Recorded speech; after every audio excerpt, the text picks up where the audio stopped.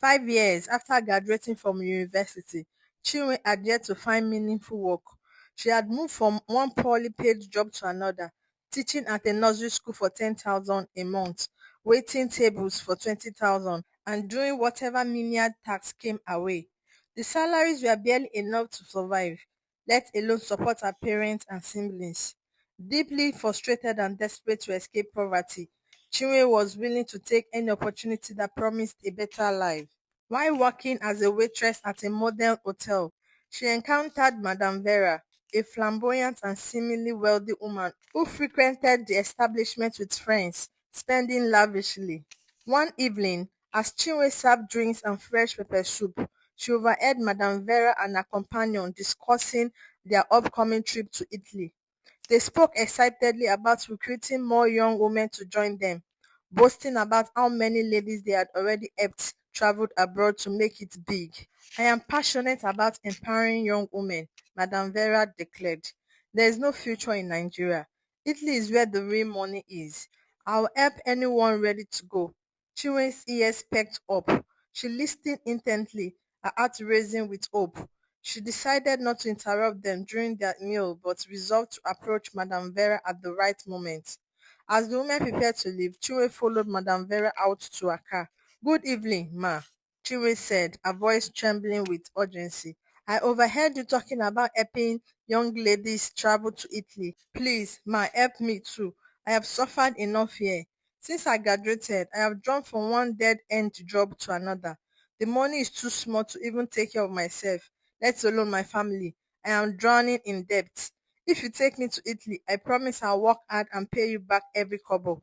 I'll do anything. Even if you want me to live with you tonight, I will."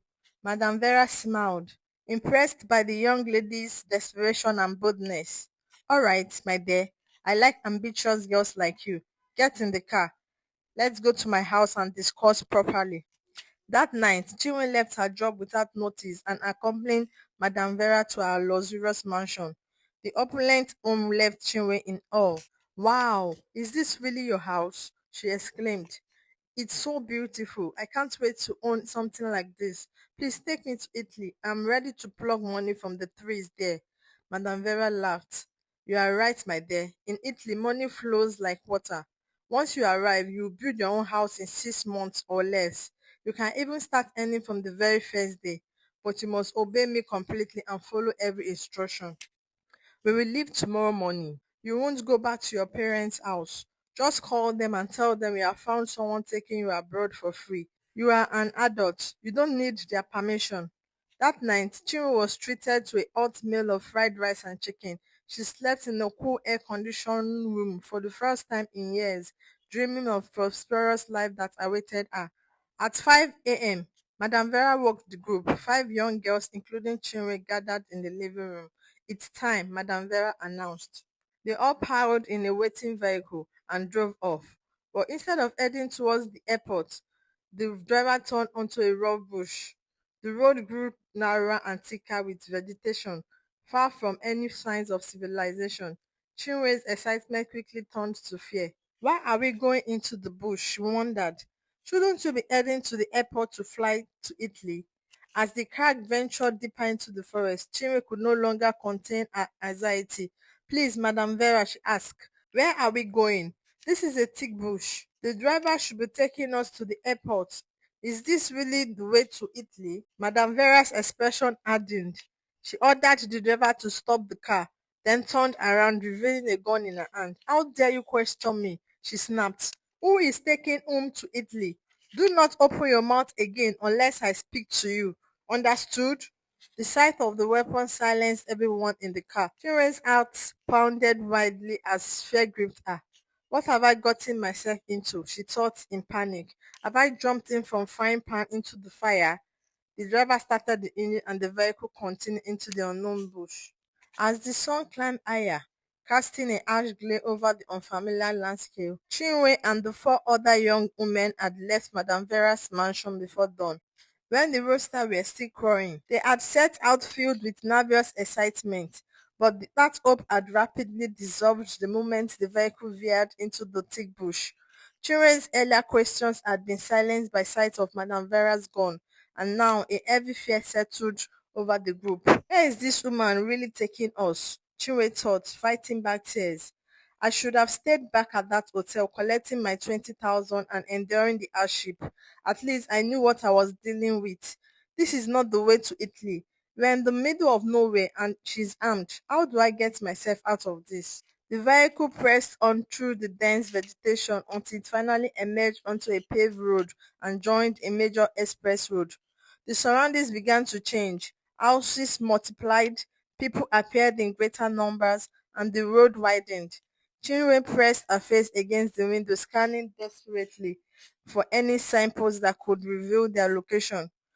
This looked like a proper city, she thought. But where exactly are we? The writing on the billboards and signs were mostly in French. For a fleeting moment, Chinwe wondered if they had somehow reached France, perhaps as a stopover before Italy. But the journey had been too short and entirely overland, no flight, no border formalities she could remember. Her suspicion grew when the bus slowed at a traffic light and she clearly read a large sign, "Welcome to Benin Republic," written in both French and English. Benin Republic, her heart sank. We are supposed to be going to Italy. Why are we here? Maybe the tickets are cheap if we fly from Benin. That could make sense. But that's gone at her. The bus turned off the main road after the lights changed, entering a quiet upscale neighborhood lined with flowers, expensive cars, luxurious high-rise buildings. It looked like one of Nigeria's elite government reserve areas, only cleaner and more affluent. There was no sign of airport anywhere. The vehicle pulled into a large compound and parked beneath a shaded canopy. A magnificent building stood before them, far grander than Madame Vera's home in Nigeria. As the woman stepped out, Chinwe noticed an elegant sign on the building, "Welcome to Madame Vera's Hotel." She even owns a hotel here, Chinwe thought, trying to calm herself. Maybe we are just spending the night before our flight tomorrow. That must be it. They were led inside the impressive seven-story hotel, which featured over 100 tastefully furnished rooms, equipped with every modern comfort. Chinwe was shown to her own room, which felt luxurious compared to anything she had known back home. "This is your room," a stern-looking young man told her flatly. "Everything you need is inside. You are not allowed to leave the hotel without Madame Vera's permission. Stay here and do exactly as you are told. No questions, no refusal. Obey every instructions. Here is $1,000. Use it to buy beautiful clothes and prepare yourself for the work you came here to do. Someone will come to take you shopping. Do not go out on your own." Before Chinwe could utter a single word or ask any questions, the young man turned and left, locking the door behind him. Chinwe paced restlessly inside her beautifully furnished room, her mind racing with unanswered questions. How could she be expected to remain locked inside this compound without even stepping out? What exactly was the job Madame Vera had brought her here to do? And why had she been warned so strictly against leaving the building? Since their arrival, she had not seen any of the other young women who had traveled with her from Nigeria.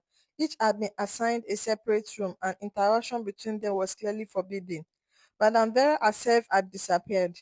She maintained a private office on the top floor of the Grand Hotel, but rarely appeared in person. Her staff handled the day-to-day operations. Where did the woman who brought us here vanish to? Chinwe wondered. And what has become of the other girls? Are they also locked away in rooms like this? She had taken a long bath in the luxurious bedroom and stared at her makeup kit and elegant mirror, but she refused to touch them. It still felt too early to settle or feel at home. Deep down, suspicion had taken root. This is not Italy. She deceived us. I can feel it. By 6 p.m., hunger ground at her stomach. She had not eaten since leaving Nigeria. "I am starving," she muttered to by reflection.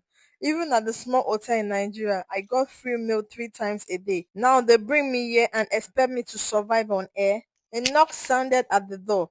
The same stern young woman who had welcomed her earlier entered. "Good evening, Chinwe. You look beautiful already. I see you are making use of the room nicely. Perfect timing. You are almost ready for work," he said with a knowing smile. "Ready for work?" Chinwe snapped. "How can I be ready when I haven't eaten since morning? I don't even know what kind of job this is. Where is the work? When do I start? And where is Madame Vera? I want to see her right now. She promised to take us to Italy. The young man remained calm, clearly accustomed to such outbursts. You will understand the nature of your job soon enough. As for food, you eat after you finish your work shift tonight. In this business, you work first, then you eat. That's how it is everywhere. Finish your work properly and you get a good plate of food. He turned to leave. Wait, Chinwe cried. Tell me where Madame Vera is. I need to speak with her. But the man had already stepped out, closing the door firmly behind him. Alone again, Chinwe broke down. Tears streamed down her face as she wept bitterly, her swollen eyes stinging. She cried until her chest hurt. What have I done to myself? She sobbed. Who asked me to follow that woman? I should have stayed in Nigeria with my 20,000 salary and my peace of mind. Now I am trapped here, hungry with no idea of what's coming. How will I ever escape this place? Her sobs were interrupted by another knock. Chinwe quickly wiped her tears, stood up and opened the door. A tall, much older man stood there, accompanied by the same waiter. The old man stepped into the room while the waiter remained at the threshold.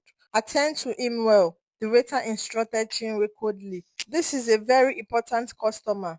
Madam Vera will not tolerate any complaints. Make sure he is completely happy and satisfied. Before Chinwe could protest or ask what he meant, the waiter stepped back and locked the door from outside, leaving her alone with the stranger.